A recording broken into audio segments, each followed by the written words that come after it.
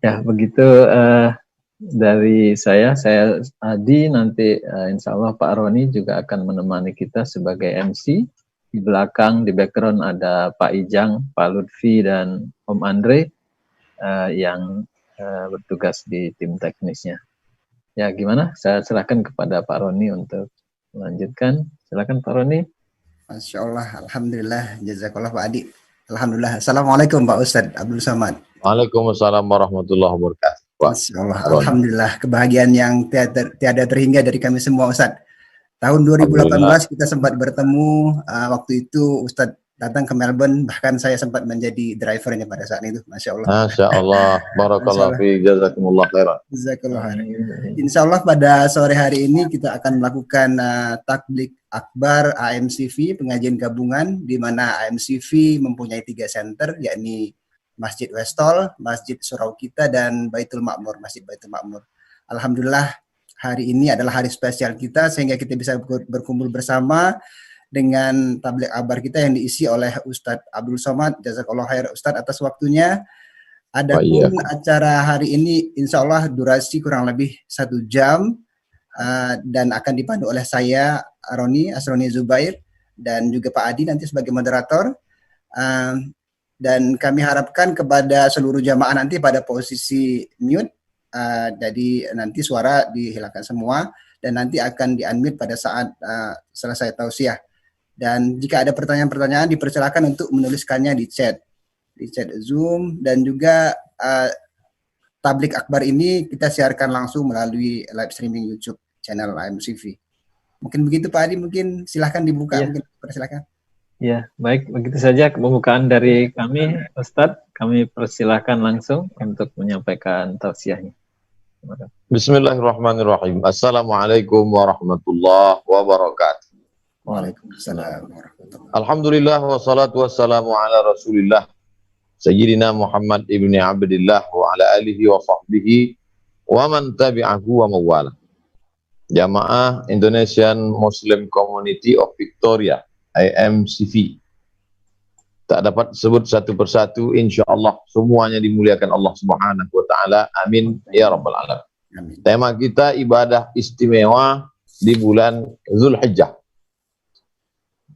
Allah bersumpah dalam Al-Qur'an, wal fajri walayalin ashri, demi waktu fajar dan 10 malam. Yang dimaksud dengan 10 malam di situ adalah 1 sampai 10 Zulhijjah. Dan hari ini kita sudah berada pada tanggal berawal kemarin hari Rabu, Kamis, Jumat, Sabtu. Sudah 4 hari berlalu. Jadi tinggal waktu kesempatan lagi 6 hari lagi. Ahad, Senin, Selasa, Rabu, Kamis, Jumat. Hanya tinggal 6 hari lagi. Hampir setengahnya sudah berlalu. Lalu kemudian ketika Allah Subhanahu wa taala bersumpah dengan sesuatu, biasanya dengan sesuatu yang besar. Wasyamsi wa duhaha, demi matahari. Wal qamari idza talaha, demi bulan. Tapi ada yang Allah bersumpah demi 10 hari. Ini menunjukkan 10 hari ini luar biasa. Dalam hadis sekarang kita lihat, ma min ayyamin al-amalu salihu fihinna ahabbu ila Allah min hadhihi al-ayyamil 'ashr. Tidak ada hari yang lebih dicintai Allah melebihi 10 hari ini untuk beramal saleh. Yang dimaksud Nabi dengan 10 hari ini, inilah dia 10 hari di awal Zulhijjah. Ayat Quran sudah, hadis Nabi sudah, sekarang pendapat ulama. Al-ulama warasatul anbiya. Imam Ibnu Hajar Al-Asqalani, kata beliau, mengapa 10 hari ini luar biasa melebihi hari yang lain? Li'anna fiha ummahatul ibadah. Karena di dalam 10 hari ini ada induk-induknya ibadah yang tidak ada di hari yang lain. Yang pertama, induk ibadah itu adalah as-salah. Di dalamnya ada salat. Loh, kan ada salat subuh, zuhur, asar, maghrib di hari yang lain, betul. Tapi di 10 hari ini hanya ada satu salat yang tidak ada di hari yang lain. Itulah dia salat Idul Adha. Fasalli li rabbika, laksanakanlah salat, yaitu salat Idul Adha sebagai pengganti 2 hari raya jahiliyah. Dulu mereka merayakan 2 kali dalam setahun hari raya besar jahiliyah, diganti Allah. Qad abdalahumallahu bi khairin minhuma. Allah sudah mengganti hari raya jahiliyah itu dengan hari raya yang lebih baik. Dan salah satunya adalah pada 10 hari ini, yaitu hari raya Id al-Adha. Hari raya besar berkurban. Maka pada pagi harinya itu melaksanakan sholat Idul Adha. Andai tidak bisa karena pandemi, karena lockdown, maka sholat sendiri saja boleh, tidak pakai khutbah. Andai di rumah ada jamaah, maka imam 1, makmum 3 sudah cukup menurut mazhab Imam Abu Hanifah, Imam Hanafi. Dan rukun khutbah sama seperti khutbah Jumat, ada 5. Alhamdulillah, hamdalah, Allahumma salli ala sayyidina Muhammad, salawat. Ya ayyuhalladzina amanu taqullaha, ayat. Usikum wa nafsi bi taqwallah wa wasiat taqwa. Allahumma firil muslimin wal muslimat, doa. Duduk antara 2 khutbah, tegak lagi, sampaikan 5 lagi, maka sahlah khutbah. Dengan sunnah bertakbir 7 kali di awal, 9 kali di awal. 9 kali di awal. Allahu Akbar, Allahu Akbar, Allahu Akbar. Allahu Akbar, Allahu Akbar, Allahu Akbar. Allahu Akbar, Allahu Akbar, Allahu Akbar kabira walhamdulillahi katsira. Wa subhanallahi bukratan wa asila. La ilaha illallah wa la na'budu illa iyyah. Mukhlishina lahu din walau karihal kafirun. La ilallah wahdah sadaqa wa'dah wa nasara 'abdah wa 'azza jundah wa hazamal ahzab. Maka ini mengagungkan asma Allah. Lalu kemudian setelah salat, ibadah yang kedua adalah wanhar, berkurbanlah. Maka ini juga hanya ada di 10.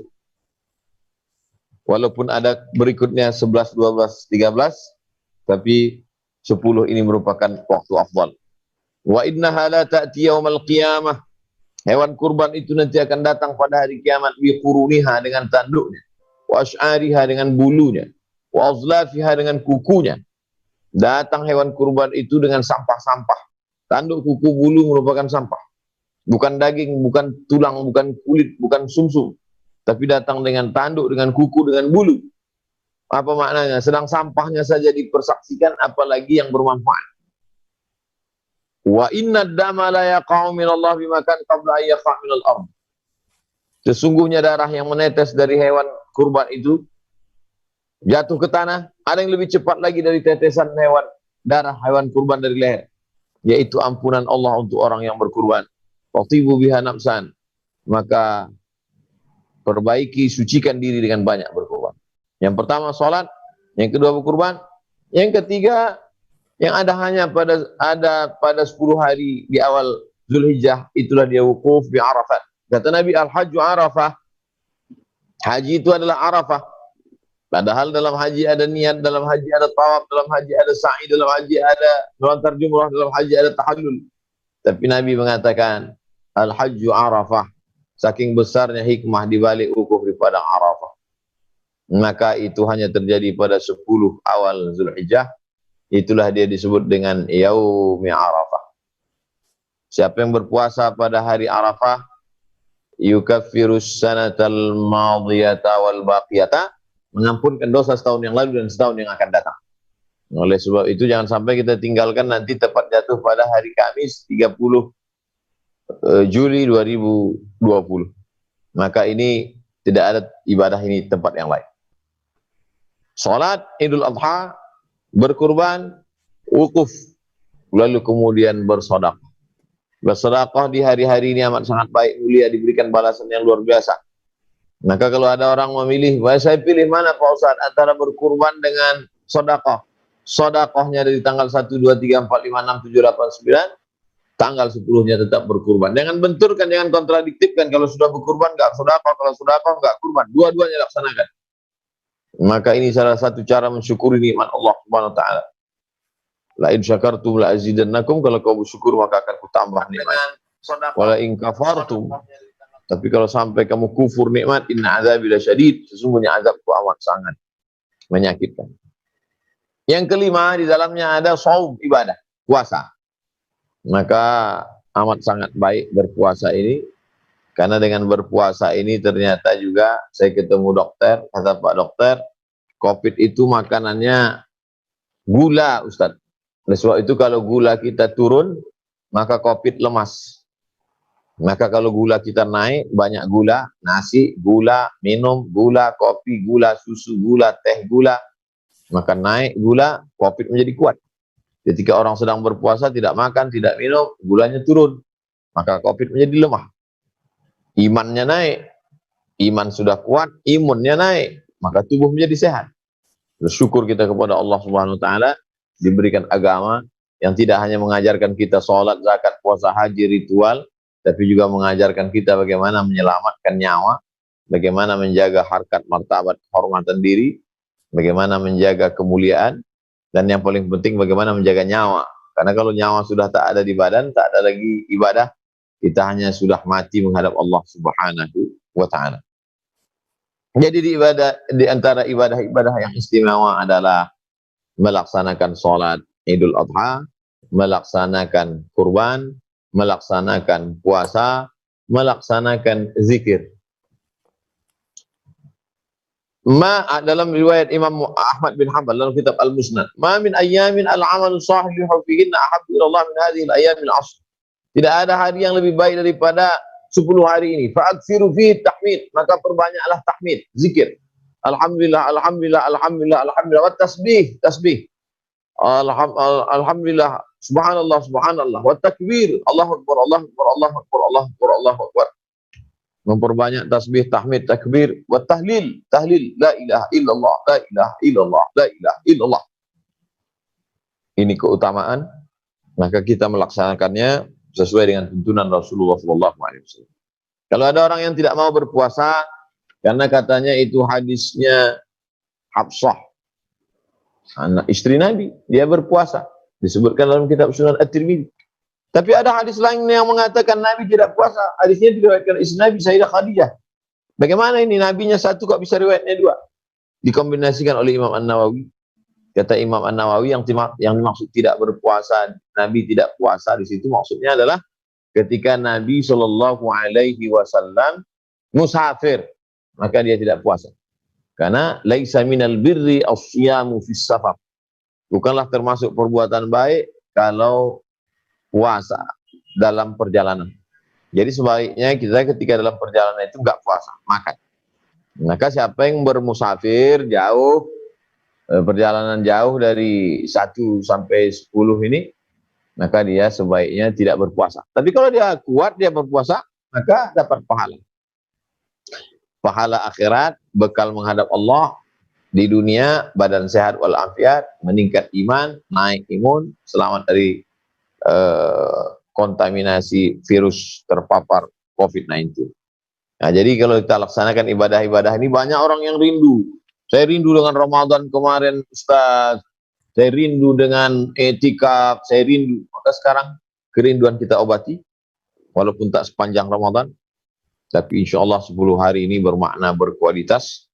Itu sudah saya sebutkan ibadah istimewa di bulan Zulhijjah. Mudah-mudahan kita semua diberikan sehat badan, kemudian istiqomah iman.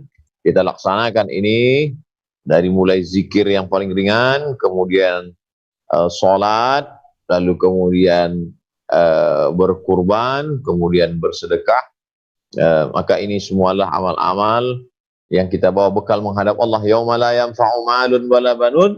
Hari itu tak ada gunanya harta, tak ada gunanya anak, illa man atallah, kecuali orang yang menghadap Allah biqalbin salim, dengan hati yang salim, dengan selamat. Saya kira sebagai pengantar dialog kita tentang ini, itulah beberapa ibadah istimewa di bulan Zulhijjah. Berikutnya saya akan lebih banyak interaktif menjawab pertanyaan, baik yang dikirim melalui pesan, silakan moderator membacakan, atau langsung saya akan menjawab satu-satu pertanyaan supaya tidak ditumpuk, supaya lebih ingat, insya Allah. Selanjutnya saya kembalikan ke Bapak moderator. Terima kasih. Wassalamualaikum warahmatullahi wabarakatuh. Waalaikumsalam warahmatullahi wabarakatuh. Terima kasih banyak, jazakallah khair Ustaz atas tausiahnya tadi tentang ibadah istimewa ya di bulan di 10 hari bulan Zulhijjah. Ini masih ada 6 hari lagi insya Allah seperti tadi disebutkan Ustaz. Baik Pak Roni, mungkin saya silakan Pak Roni untuk membacakan pertanyaan ya. Baik Pak Adi, alhamdulillah di kolom chat sudah ada 3 pertanyaan nih Ustadz. Mungkin kita bahas satu persatu. Yang pertama dari Ibu Lelia Hasan dan keluarga yang bertanya, Assalamualaikum Ustadz. Waalaikumsalam. Mau bertanya, katanya satu kurban untuk seluruh anggota keluarga. Apakah penyelenggara kurban perlu mengetahui nama-nama anggota keluarga atau cukup dengan menyebutkan kurban atas nama kepala keluarga saja? Jazakallah khair Ustaz. Persilakan Ustaz. Dalam buku 33 tanya jawab kurban, hasil muzakarah alumni Al-Azhar Mesir yang ada di Riau, maka di sana disebutkan kalau orang yang menyembelih itu menyebut nama-nama orangnya, maka 1 ekor onta, 1 ekor sapi, 7 orang. Dia sebutkan ke-7-nya. Allahumma taqabbal min fulan bin fulan min fulan bin fulan min fulan bin fulan bin fulan bin fulan. Maka itu afdal. Sebutkan nama ke-7 orang itu. Tapi kalau tidak dia sebutkan, pahalanya sudah sampai. Karena niatnya memang ditujukan untuk 7 orang itu. Innamal a'malu binniyat, walaupun tidak dilafazkan di mulut. Innamal a'malu binniyat wa innamal likulli imri'in ma nawa. Segala sesuatu berawal dengan niat dan orang mendapatkan niat. Itu yang terkait dengan niat untuk sapi 7 orang atau untuk orang yang menyembelih untuk keluarganya tanpa menyebutkan. Adapun 1 ekor kambing untuk 1 rumah yang memotong hanya kepala rumah tangga, maka sudah dianggap mendapat semuanya yang ada di rumahnya itu. Maka tanpa dia sebutkan nama-nama anaknya, mantunya, istrinya, maka itu sudah sampai karena mengcover 1 ekor kambing, 1 keluarga. Lalu kemudian ada cara yang kedua, 1 ekor lembu, 7 orang. Ada lagi cara yang ketiga, ini cara yang paling ekstrim. Nabi menyembelih 63 ekor, kemudian dilanjutkan oleh Sayyidina Ali. Nabi menyembelih 63 ekor, dilanjutkan Sayyidina Ali 37. Maka di total semua 100 ekor onta sendirian. Nah, jadi kita ada 3 alternatif. Mau paling tinggi 100 ekor, di bawah itu 1 ekor 7 orang, di bawah itu 1 ekor kambing. Saya kira kebanyakan orang milih 1 ekor kambing. Padahal ketika berdoa dia ingin yang paling banyak manfaatnya, yang paling mengalir pahalanya. Oleh sebab itu coba sinergikan, seimbangkan antara keinginan kita dengan amal ibadah. Demikian untuk pertanyaan yang pertama. Insyaallah. Alhamdulillah, jazakallah khair Ustaz. Selanjutnya pertanyaan yang kedua mungkin mau Pak Adi yang bacakan atau saya bacakan? Silakan Pak Roni. Oke, Masya Allah. Pertanyaan yang kedua dari Ibu Uliarti menanyakan, Assalamualaikum Ustaz. Waalaikumsalam. Apa hukumnya berobat terkilir ke tukang urut yang dia mendapatkan ilmunya melalui mimpi atau bertemu sejenis jin? Dipersilakan Ustaz. Berteman dengan jin itu terbagi 3. Yang pertama, jenis orang berteman dengan jin itu terbagi 3. Yang pertama, dia meminta kepada jin. Disebutkan dalam surat Al-Jin, juz 29. Ya'udzuna birijalim minal jin. Mereka meminta perlindungan kepada jin, fazaduhum rahaqa. Maka Allah menambah kedustaan, dosa mereka, kebinasaan mereka. Ini yang pertama. Minta dengan jin, menjadi hamba jin, menjadi budak jin. Nauzubillah. Yang kedua, bertolak belakang dengan itu, dia yang menyuruh jin. Nah, ini pada Nabi Sulaiman alaihissalam. Ya ayyuhal mala'u, wahai para bala tentaraku, ayyukum ya'tini bi arsyiha qabla an ya'tuni muslimin. Siapa di antara kalian ini yang bisa membawa singgasana kursi Balqis dari Yaman ke Palestina?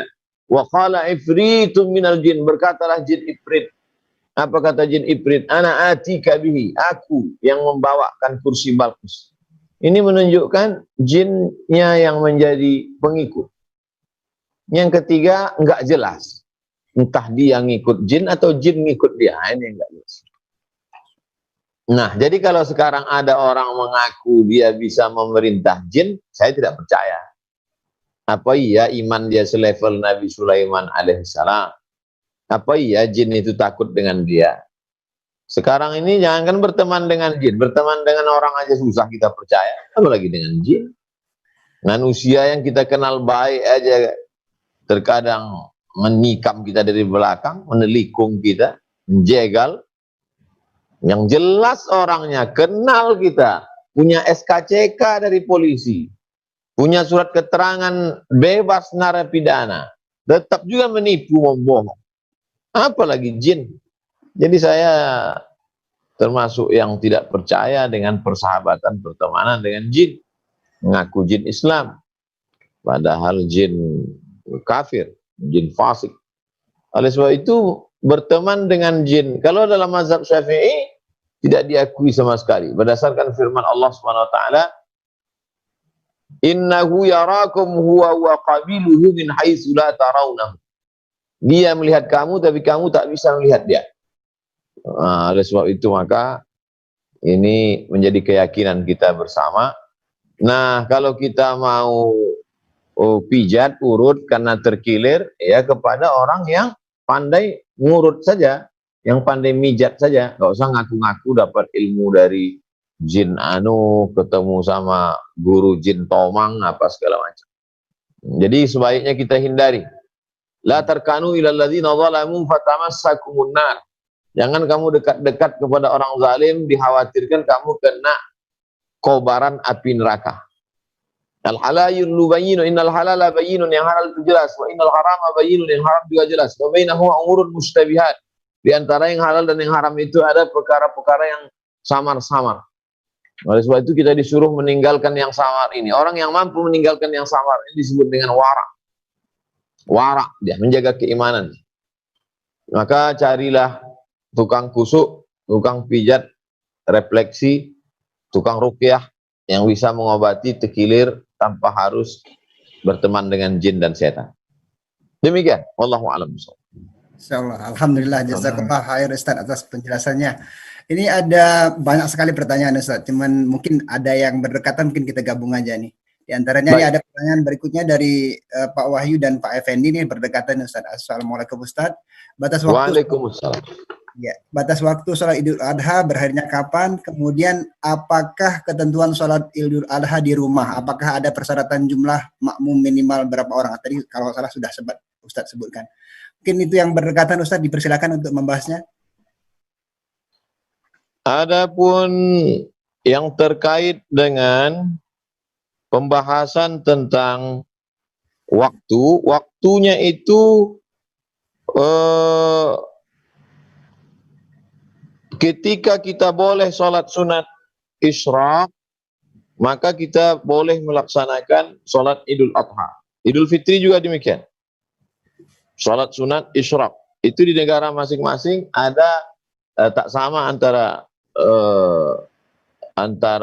Saudi Arabia dengan di Pekanbaru Riau, dengan saudara-saudara di Victoria, kapan waktu isyraq itu. Maka waktu isyraq itu disitulah dilaksanakannya sholat Idul Adha dari mulai terbit matahari, karena terbit matahari itu termasuk waktu yang terlarang. Lalu kemudian sampailah dia qaida ramhin, matahari setinggi tombak. Setinggi tombak itu setelah diukur 12 menit. Tolong perhatikan daerah masing-masing yang dikeluarkan oleh organisasi Islam yang ada di situ menunjukkan kapan waktu awalnya sholat Idul Adha. Kemudian pula berakhirnya ketika tergelincir matahari, beda dengan pemotongan, tergelincir matahari, kecuali amat sangat darurat sekali, barulah dia pada hari itu amat sangat darurat.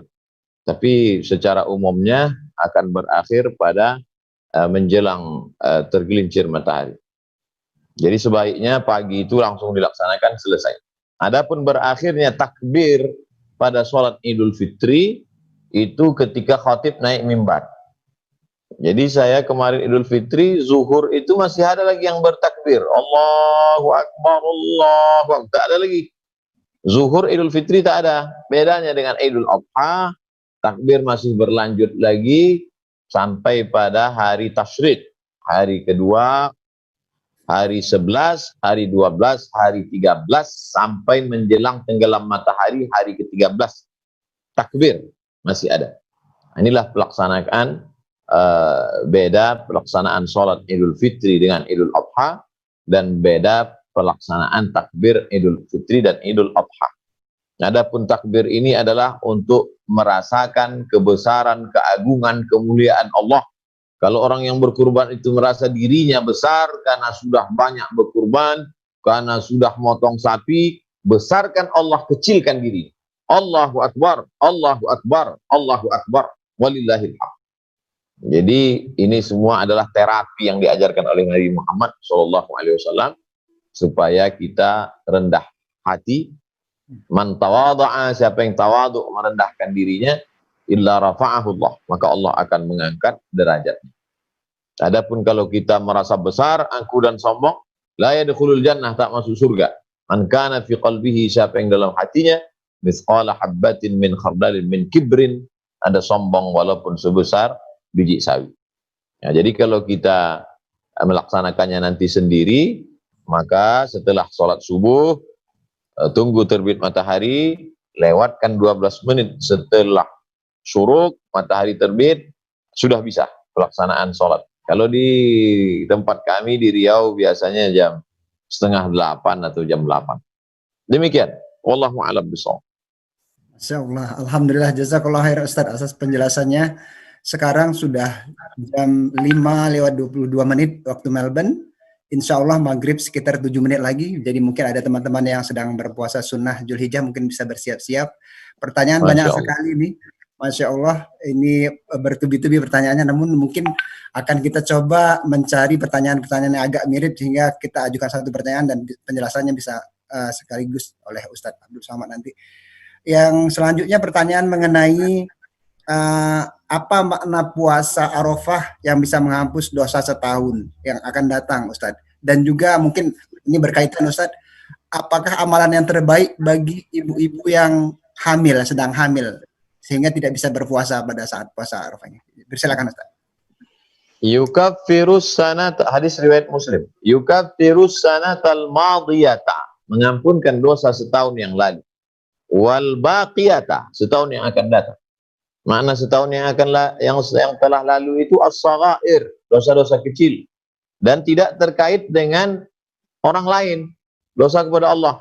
Adapun dosa karena menganiaya orang, nempeleng orang, memfitnah orang, makan harta orang, nipu orang, mesti minta maaf kepada orang. Kalau sudah meninggal dunia, terkait dengan materi, uang dihitung, lalu serahkan untuk keluarganya. Keluarganya tidak diketahui lagi, serahkan ke masalih ammah, lembaga kepentingan umum, musholla, surau, masjid, Islamic Center, pusat kajian Islam yang dinikmati oleh orang banyak. Ini terkait kalau dosa kepada manusia. Adapun dosa kepada Allah, diantara menembusnya dengan istighfar, salat sunat taubat, termasuklah ini dengan puasa Arafah, menghapuskan dosa setahun yang lalu. Bagaimana dengan wal baqiyata? Apakah dengan puasa Arafah lalu orang merasa, sudahlah buat dosa aja setahun akan datang? Enggak, bukan begitu maksudnya. Kalau kita sudah bersih setahun yang lalu, sebagaimana kita pakai baju bersih, kita semakin menjaga untuk tidak menodainya. Kita mau pergi sholat, minum kopi, kopinya tumpah ke baju, kita ganti baju baru. Kita malu menghadapi orang dengan baju kena noda. Bagaimana dengan menghadap Allah dengan banyak dosa? Maka makna menghapuskan dosa setahun yang akan datang, kita menjadi sayang dengan diri kita untuk tidak mengotorinya. Kalla bal rana ala qulubihim, satu titik hitam di hati mereka. Satu dosa, satu titik hitam. Satu dosa, satu titik hitam. Maka semua isi dada ini dosa gara-gara banyak melakukan maksiat, lalu dia menjadi hitam. Maka orang yang bertaubat dibersihkan Allah Subhanahu wa ta'ala. Maka begitu juga dengan ini, maksud dihapuskan setahun yang lalu. Kalau sudah bersih, maka setahun yang akan datang kita menjaga diri kita untuk tidak terjerumus. Lalu kemudian ibu yang sedang dalam keadaan kesulitan, maaf, menstruasi, haid, nifas, baru melahirkan, atau sedang hamil tidak bisa puasa, maka dia bisa mengisinya dengan zikir. Karena orang yang wukuf di padang Arafah itu amalannya adalah zikir. Afdalul zikri sa'abdal zikir la ilaha illallah. Kalau dia perbanyak istighfar, astagfirullahaladzim, astagfirullahaladzim, astagfirullahaladzim, bagus. Man lazimal istighfar, siapa yang banyak beristighfar, ja'alallahu lahu min kulli dhiqin makhraja, segala kesempitannya diberikan kelapangan. Wa min kulli hammin faraja, segala kesusahannya diberikan solusi. Wa razaqahu min haitsu la yahtasib, diberikan rezeki dari jalan yang tidak disangka-sangka. Banyak-banyak istighfar, bagus. Lalu kemudian banyak salawat. Allahumma salli ala sayyidina Muhammad wa ala ali sayyidina Muhammad. Man shalla alaihi salatan, siapa yang bersalawat kepada satu kali, sallallahu alaihi wa asyara, Allah balas 10 kebaikan. Wa huttat anhu asyara sayyiat, ditutupi 10 kesalahan. Wa rufi'an lahu asyara darajat, dinaikkan 10 derajat tingkatan kemuliaan. Nah, ini bagi ibu-ibu hamil, bagi ibu-ibu yang sedang menyusukan anak, yang tidak bisa berpuasa, jangan berkecil hati, karena jangan membatasi pintu kebaikan hanya dari satu pintu saja. Pintu kebaikan itu banyak, makanya pintu surga itu ada yang memasukinya dari pintu Ar-Rayyan, karena berpuasa. Tapi ada yang masuk dari pintu babus sadaqah, sedekah. Ada pula dari pintu babul jihad, dari jihad. Tapi ada seorang yang masuk dari pintu sesuka hatinya. Ada di antara sahabatku ini, kata Nabi, masuk dari pintu jihad, masuk dari pintu salat, masuk dari pintu Rayyan, masuk dari pintu sedekah. Siapakah itu ya Rasulullah? Dialah Abu Bakar Siddiq radhiyallahu anhu, karena dia mencakup semua ibadah. Oleh sebab itu, ibu jangan berkecil hati tidak bisa puasa di hari Arafah, karena ada ibadah-ibadah lain. Demikian, wallahu a'lam. Insya Allah, alhamdulillah, jazakallah khair Ustaz. Insya Allah sekitar 1 menit lagi akan azan maghrib waktu Melbourne. Jadi teman-teman yang berpuasa sunnah, insya Allah dipersilakan untuk berdoa sambil menunggu berbuka dan sambil mendengarkan ceramah dari Ustadz. Selanjutnya mungkin Ustadz, pertanyaan dari salah satu jamaah mengenai kurban. Bolehkah kurban kita niatkan untuk orang yang sudah meninggal? Dipersilakan Ustadz. Nabi ketika menyembelih itu dia katakan, Allahumma hadza an Muhammad wa ali Muhammad. Ini kusembelih kambing untuk Muhammad dan untuk keluarga Muhammad. Padahal waktu itu keluarga beliau sudah meninggal. Khadijah meninggal di Makkah, Nabi berkurban di Madinah. Maka ulama berpendapat ini dalil bahwa kurban itu sampai untuk orang meninggal. Nabi ambil kambing satu lagi, Nabi sembelih, Allahumma hadza an Muhammad wa ummati Muhammad. Ini kusembelih untuk Muhammad dan untuk umat Muhammad. Padahal ketika itu umat Muhammad SAW sudah banyak meninggal dunia. Itu dalil bahwa kurban disembelih sampai untuk orang yang meninggal dunia. Maka kalau kita punya uang cukup, ini kurban untuk saya, ini kurban untuk almarhum ayah saya. Bagus. Ini kurban untuk almarhumah ibu saya. Jangan ragu tentang masalah amal sampai kepada orang meninggal dunia. Allahu a'lam bishawab. Masya Allah, jazakallah khair Ustaz. Satu lagi pertanyaan, setelah itu mungkin Ustadz Adi yang nanti akan melanjutkan. Pertanyaan berikutnya adalah, apakah sebaiknya kita berkorban, memperbanyak bersedekah dalam 10 hari Dzulhijjah? Berarti setiap hari kita bersedekah, misalnya kita punya budget $100. Apakah sebaiknya kita berikan $10 setiap hari, sehingga 100 pada saat hari ke-10, atau bisa sekaligus $100 untuk 10 hari. Mohon penjelasannya Ustadz. Dipersilakan Ustadz. Ma min muslimin yusbihu. Setiap ada orang Islam yusbihu, melewati waktu subuh. Maknanya setiap kita hidup dalam suatu hari. Subuh tadi sudah kita lewati. Subuh besok. Siapa yang melewati waktu subuh, maka Allah kirim 2 malaikat. Satu malaikat mendoakan dia, Allahumma a'timun fiqan khalafa. Berilah orang yang baik ini bersedekah, ini ganti ya Allah. Jadi setiap hari kita mesti bersedekah. Jadi kalau dia bersedekah 1 hari 100, besok dia tak bersedekah lagi. Jadi yang paling bagus itu 100 setiap hari. Nah, itu paling bagus. Tapi kalau tidak sanggup, Ya, 10 sehari, 10. Al-jaza' ala qadril amal, balasan sesuai dengan kadar amal. Oleh sebab itu, jangan sampai tidak bersedekah dalam sehari. Karena malaikat selalu mendoakan tiap hari. Tak bisa banyak, sedikit. Allahumma ati munfiqan khalafa, berikan ganti pada orang yang bersedekah. Orang yang pelit, bakhil, medit, tidak bersedekah, didoakan juga oleh malaikat. Allahumma ati mumsikan talafa. Orang yang tidak bersedekah, beridah dia kebinasaan. Binasakan dia. Lalu ada di antara kita yang mengatakan itu orang nggak sedekah kok, hidupnya adem ayam, nggak sedekah kok, badannya sehat. Maka sesungguhnya orang yang tidak sedekah, tapi dia bisa hidup tenang, sesungguhnya ketenangannya itu adalah istidraj. Istidraj artinya azab yang tertunda. Ditunda Allah azabnya, supaya azabnya semakin menumpuk. Innallaha la yumli lidh-dhalim. Kalau ada orang zalim, aniaya, tidak mau tobat, maka diulur Allah, diberikan waktu panjang. Supaya apa? Supaya makin banyak azabnya. Inilah yang paling mengerikan, nikmat casingnya, azab isinya. Laknat berbaju nikmat. Na'udzubillah. Namanya istidraj. Oleh sebab itu, kita sering-sering banyak-banyak bersedekah. As-sadaqatu tadfa'u mitatasu. Sedekah menolak mati su'ul khatim. Da'u mardakum bisadaqah. Obati saudara-saudara kamu yang sakit dengan sedekah. Masalul ladzina yunfiquna amwalahum fi sabilillah, perumpamaan orang yang bersedekah kami tadi hatta seperti satu biji. Ambatat sab'a sanabil, menumbuhkan 7 cabang. Wa fi kulli sumbulatin mi'atu habbah, dalam satu cabang ada 100. Wallahu yudha'ifu liman yasha', Allah melipat gandakan sesuai dengan kehendaknya. Wallahu wasi'un alim. Karunia Allah Maha luas. Demikian, wallahu a'lam bishawab. Jazakallah khair, Ustaz. Baik, ini ada pertanyaan berikutnya dari Pak Abduh.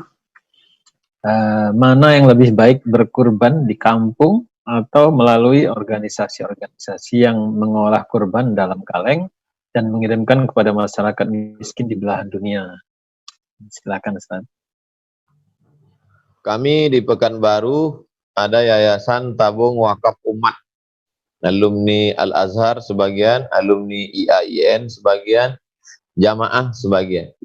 Sampai hari ini kami menyalurkan beberapa ekor kambing, beberapa ekor sapi ke suku terasing, suku pedalaman. Jadi saya sarankan jamaah, kalau di lingkungannya itu sudah di komplek tempat perumahannya sudah ada motong sapi 1 ekor, 2 ekor, cukup. Sisanya izin ke pengurus, saya kirim ke desa terpencil, kampung terasing, karena mereka amat sangat. Ada di beberapa pulau itu nggak pernah makan daging sama sekali. Mereka hanya makan ikan. Daging itu mahal bagi mereka. Maka ketika kita kirimkan, menetes air mata mereka, dan berdoa mereka, disitulah letak keberkahan hidup kita. The miracle of giving. Mukjizat memberi, membagi, berbagi. Oleh sebab itu maka coba perhatikan sekeliling kita, kalau sudah cukup jatahnya, alihkan ke tempat-tempat yang dalam kesulitan. Man yassara an mu'siri yassarallahu anhu yaumal qiyamah. Siapa yang memberikan kemudahan kepada orang yang dalam kesulitan, Allah akan mudahkan dia pada hari kiamat. Wallahu fi aunil 'abdi ma kana al-'abdu fi auni akhi. Allah akan tetap menolong seorang hamba selama hamba itu mau menolong saudaranya. Maka jangan pernah berhenti menolong saudara kita. Termasuklah dalam COVID-19 ini dengan berkurban. Demikian, Wallahu a'lam. Baik, terima kasih, Ustaz. Buat para jamaah yang berpuasa, kami ucapkan selamat berbuka ya. Alhamdulillah. Baik, pertanyaan selanjutnya, jika berkurban kemudian tiba-tiba tanpa tidak disengaja kita lupa gunting kuku, apakah kurban kita jadi tidak syah? Baik, silakan, Ustaz. Idza ra'aitum hilala Dzulhijjah. Kalau kamu melihat hilal bulan Zulhijjah, wa arada ahadukum ayyudhi, dan kamu mau berkurban, falyumsik an sya'rihi wa azfari.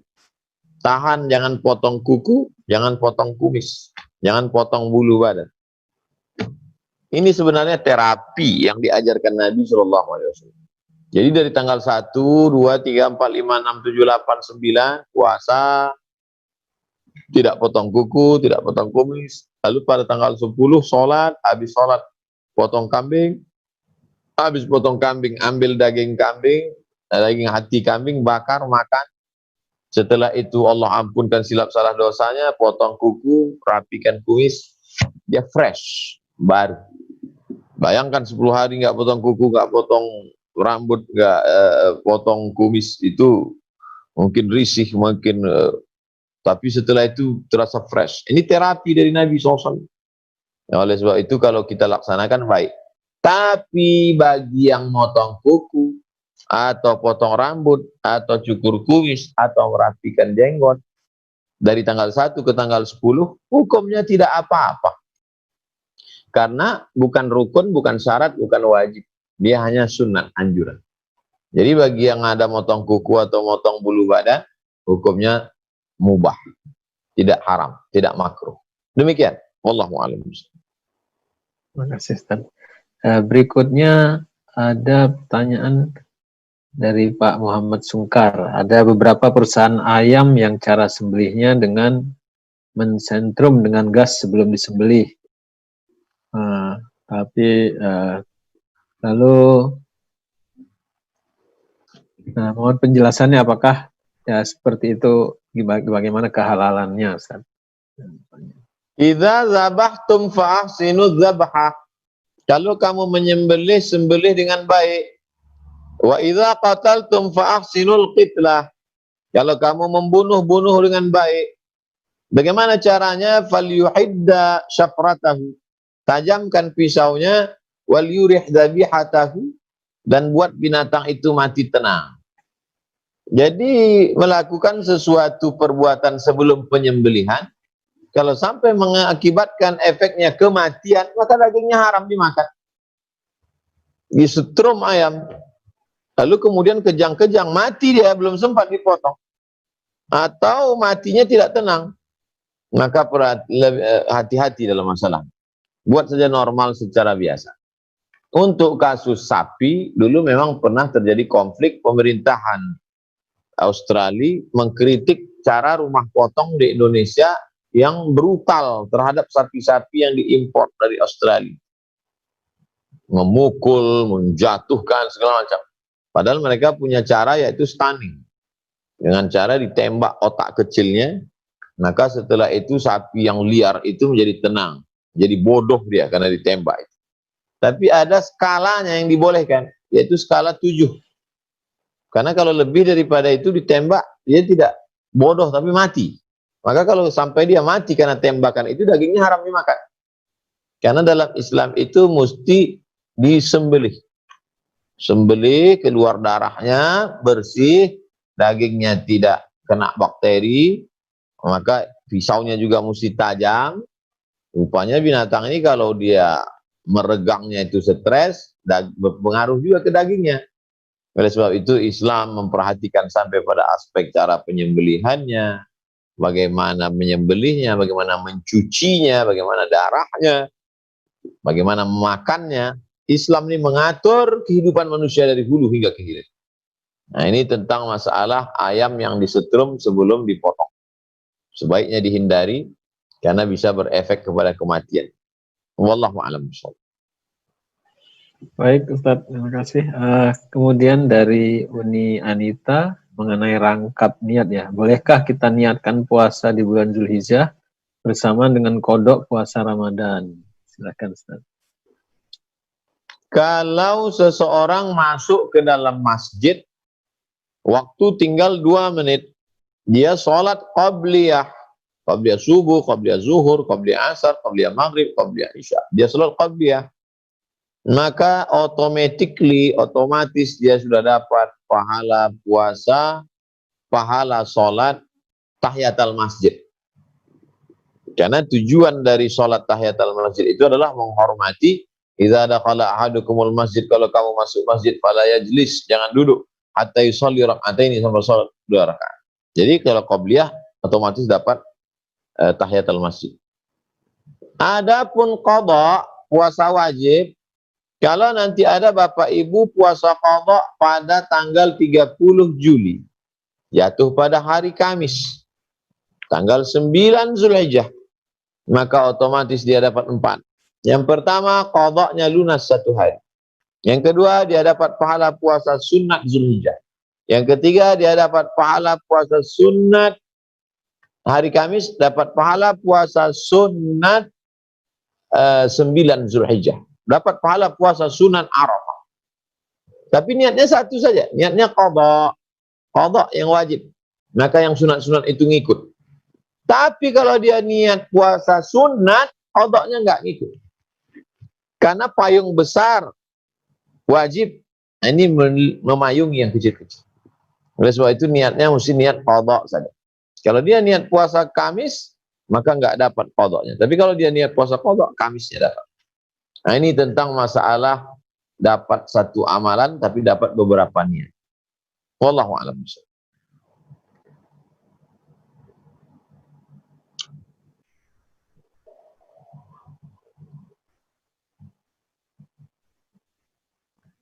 Pak Adi suaranya di mute itu masih. Oh, maaf. Silakan Pak Roni. Masya Allah. Jazakallah khair Ustaz atas penjelasannya.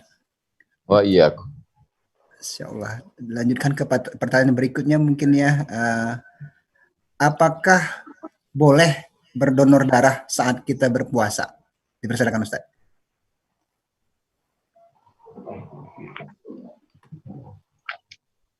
Mendonorkan darah atau transfusi darah maka tidak membatalkan puasa.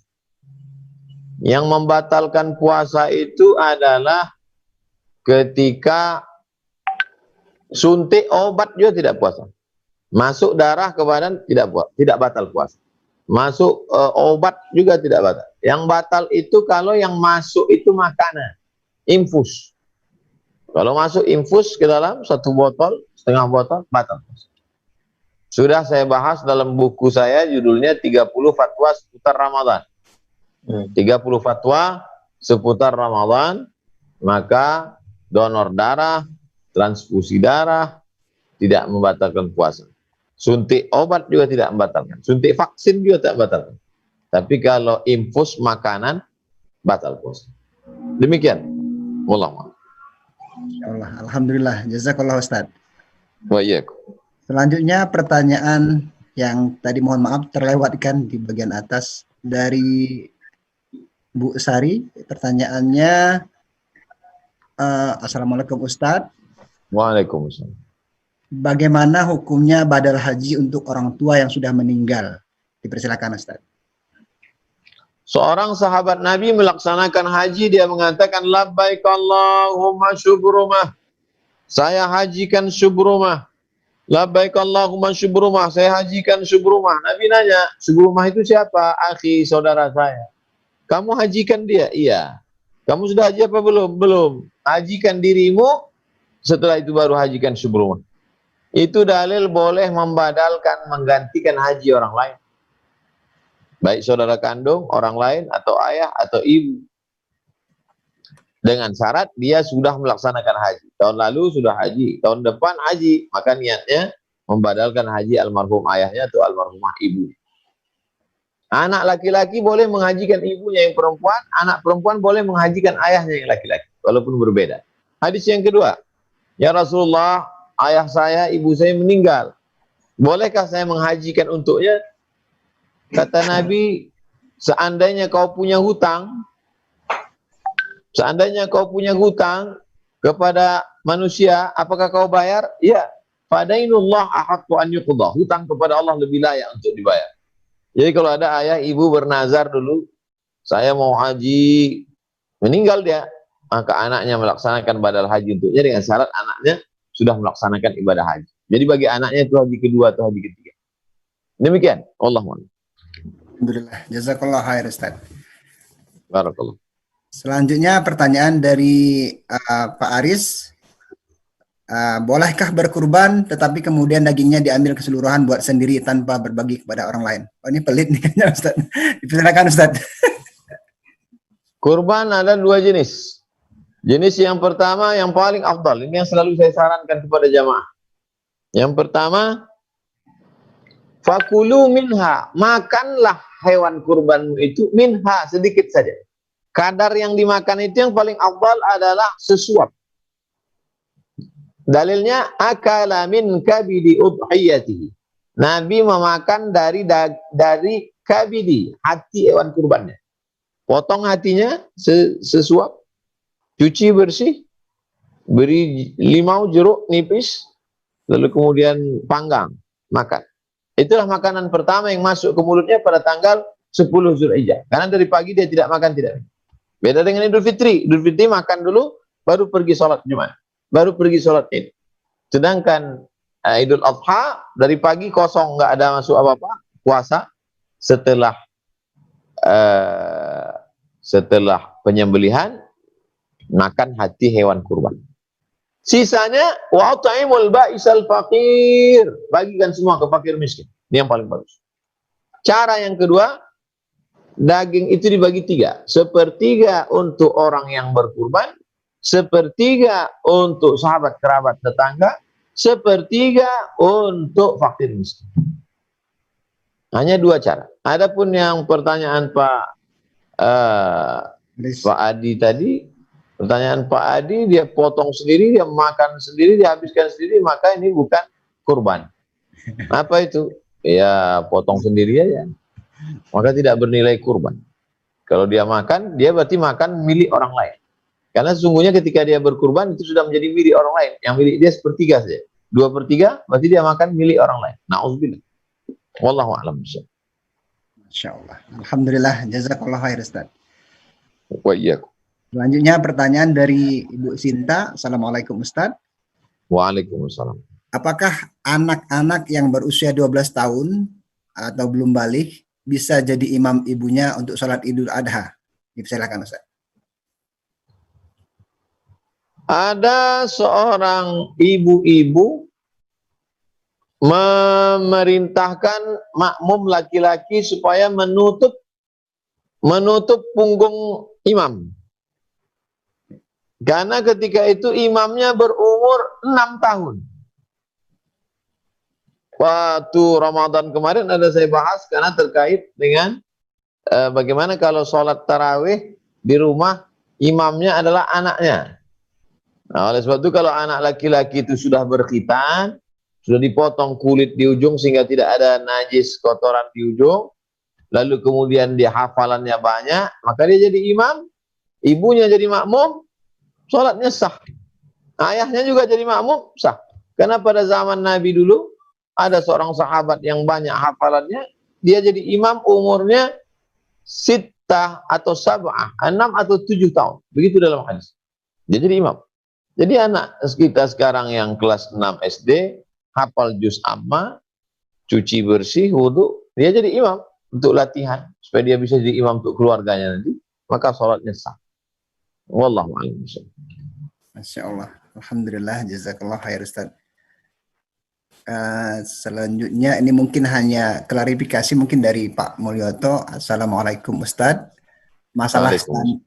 Masalah stunning pada hewan yang akan disembelih sebenarnya bukan ditembak otaknya, tetapi hanya dipukul bagian depan sehingga pening, tetapi masih sadar. Karena sangat keras maka perlu semacam senapan yang seperti peluru. Tetapi sekarang pada penyembelihan rumah potong halal stunning ada yang menggunakan listrik. Salam. Oke. Itu hanya penjelasan, bukan pertanyaan Ustaz.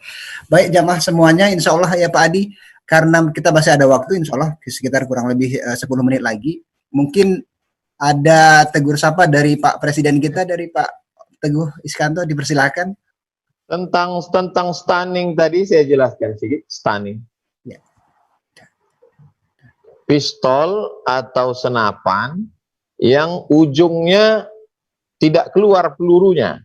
Bukan maksudnya ditembak otaknya, bukan. Ya. Tidak keluar pelurunya, tekanannya hanya pada skala 7. Oh, ditembakkan pada kening sehingga kena otak kecilnya di depan. Saya bukan ngawur cerita ini, saya Komisi Fatwa Majelis Ulama. Dulu beberapa tahun yang lalu terjadi masalah ini nasional isunya. Maka kami mensosialisasikan fatwa ini ke masyarakat karena masyarakat takut makan daging sapi. Jadi kami baca dulu baik-baik bahwa ada alat seperti pistol atau senapan yang pelurunya tidak keluar, tertahan dia, tapi ada getarannya. Getarannya itulah yang mengena ke otak kecilnya karena ditembak di keningnya. Lalu kemudian skalanya itu tidak boleh lebih di atas 7. Karena kalau sampai 8 kena, itu dia bukan bodoh tapi mati. Nah, tapi kalau karena sapi yang dari import dari Australia ini dia biasa hidup di padang rumput, lepas, ketika dibawa di Indonesia terkurung dia menjadi liar seperti banteng. Maka untuk membuat dia menjadi bodoh, menjadi maka ditembak otak kecil. Bukan maksudnya ditembak pecah, enggak. Ada getaran tekanan ke keningnya, yang kena itu otak kecilnya. Namanya stunning. Demikian. Wallahu a'lam. Alhamdulillah, jazakallah khair Ustaz atas. Barakallah. Barakallah. Bagaimana Pak Adi? Iya, tampaknya waktunya sudah tidak memungkinkan untuk membacakan seluruh pertanyaan ya. Ya, baik, kita mungkin dari Pak Teguh, ada Teguh Safa nih ke Ustaz kita. Pak Teguh ini ketua AMCV, Ustaz. Masya Allah. Masih di Assalamualaikum Ustaz. Waalaikumsalam warahmatullah Pak Ketua, Pak Teguh. Barakallah. Alhamdulillah kita ketemu lagi. Tahun lalu, kalau nggak salah 2 tahun yang lalu kita datang Pak Ustadz ke Melbourne. Insya Allah kita berusaha untuk ada kesempatan lagi untuk bisa mendatangkan Ustadz ke Australia. Amin. Amin ya rabbal alamin. Qadarullah, dengan adanya pandemik ini ya sudah ada rencana, cuma karena adanya pandemik dan segala macam jadi tertunda. Insya Allah tahun depan semuanya Allah angkat ini wabah ini. Dan insya Allah kita bisa lebih erat, lebih mesra lagi bersilaturahmi. Insya Allah di Melbourne juga kita banyak komunitas muslim yang merindukan nasihat dan tausiah Ustadz. Insya Allah. Insya Allah. Insya Allah. Mungkin gitu aja. Terima kasih Pak Teguh. Baik Pak Roni, mungkin karena sudah di akhir, kita bisa mintakan untuk doa penutup ya. Silakan Pak Roni. Baiklah, dikarenakan sudah hampir 7 menit lagi jam 6, jadi waktu kita sudah limited time, dan kita tahu semua bahwa Ustadz Abdul Somad sangat padat jadwalnya. Nanti insya Allah 4.30 waktu Indonesia bagian Barat akan mengisi di Kuwait Ustadz ya. Masya Allah. Padat sekali. Amin. Baiklah Ustadz, dalam penutup ini mohon kesediaan Ustadz untuk memimpin doa agar kita semuanya jamaah yang ada ini senantiasa sehat dan istiqomah dalam iman dan Islam. Juga agar semua jamaah yang sedang sakit diberikan kesembuhan. Dan juga ada satu hal, ada almarhum Pak Rune Baken, suami dari Ibu Yani yang barusan meninggal. Jadi mungkin kita bisa doa bersama untuk itu Ustaz. Dipersilakan Ustaz. Ala hadhihi niyah al-Fatihah. A'udzubillahi minasyaitonirrajim. Bismillahirrahmanirrahim. Alhamdulillahirabbil alamin arrahmanir rahim maliki yaumiddin iyyaka na'budu wa iyyaka nasta'in. Ihdinas siratal mustaqim siratal ladzina an'amta 'alaihim ghairil maghdubi 'alaihim waladdallin. Allahumma ighfir lahu warhamhu wa'afihi wa'fu anhu. Ampunkan salah saudara kami yang sudah mendahului kami ya Allah. Allahumma ja'al qabrahu radatan min riyadil jinan. Jadikan kuburnya salah satu dari taman-taman surga. La taj'al qabrahu hufratan min hufarin niran. Jangan jadikan kuburnya salah satu dari lubang neraka. Waj'alil jannata maswahu. Jadikanlah surga sebagai tempatnya ya Allah. Waghfir lana wa lahu, ampunkan kami, ampunkan juga salah. Wa li ikhwanina alladzina sabaquna bil iman, saudara-saudara kami yang sudah mendahului kami dengan iman. Ya muqallibal qulub, engkau yang membolak-balikkan hati, sabit qulubana, kokohkan hati kami ala dinik, dalam agamamu, ala ta'atik, dalam ketaatan kepada. Allah mahfaz abna'ana wa banatina, jaga anak-anak kami minasyirki, dari syirik, wal kufri, dari kafir. Jaga anak-anak kami dari segala perbuatan keji dan mungkar. Minaz zina wal fahsya wal munkar, dari perbuatan zina, dari perbuatan keji dan mungkar. Allahumma mla' qulubahum bil iman, penuhi hati anak-anak kami dengan iman. Wa zayyinhu fi qulubihim, hiasi iman itu dalam hati mereka ya Allah. Wa karih ilaihimul kufra wal fusuq wal isyan. Jadikan hati mereka benci kepada kekafiran, kepada kefasikan, kepada perbuatan maksiat ya Allah. Allahumma arhamna bil Qur'an, curahkan rahmatmu kepada kami dengan kemuliaan Quran. Waj'alhu lana imaman wa nuran wa hudan wa rahmah. Jadikan Al-Quran itu sebagai pembimbing, nur, cahaya, penerang bagi kami. Allahumma ja'alil Qur'ana rabi'a qulubina wa dhihaba huznina wa humumina wa humumina. Jadikan Quran penenang jiwa kami, pengusir gundah gulana kami, Allahumma ja'al abna'ana wa banatina min hufazil Qur'an. Jadikan anak-anak kami menjadi para penghafal Al-Qur'an. Sehingga ketika kami mati, mereka terus mengulang hafalan Qur'annya, membuat makam kami lapang, membuat kubur kami terang benderang. Di tengah malam mereka akan terbangun berdoa, Rabbi fili wali walidayya warhamhuma kama rabbayana shaghira. Amin. Allahumma arzuqna al-istiqamah, berikan kami istiqamah ya Allah. Allahumma khtim lana bi husnil khatimah, tutup usia kami dengan husnul khatimah. Wala taqtim alaina bisu'il khatimah, jangan tutup dengan su'ul khatimah. Rabbana atina fid dunya hasanah wa fil akhirati hasanah wa qina adzabannar. Wa sallallahu ala sayyidina Muhammad wa ala alihi wasallam. Walhamdulillahi rabbil alamin. Taqabbalallahu minkum taqabbal ya karim. Saya ucapkan banyak-banyak terima kasih kepada sahabat-sahabat di Indonesian Muslim Community of Victoria. Semoga selalu istiqamah, jaga ukhuwah, jaga silaturahim, kuatkan kajian akidah tauhid, pahamkan fikih, tunjukkan Islam berakhlakul karimah.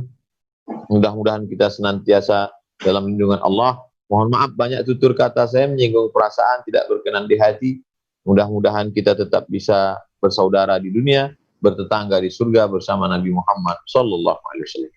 Subhanakallahumma bihamdika asyhadu an la ilaha illa anta astaghfiruka wa atubu ilaik. Wa sallallahu ala Muhammad wa ala alihi wasallam walhamdulillahi alamin. Jazakumullah khairal jaza. Wassalamualaikum warahmatullahi wabarakatuh. Waalaikumsalam. Masya Allah, alhamdulillah.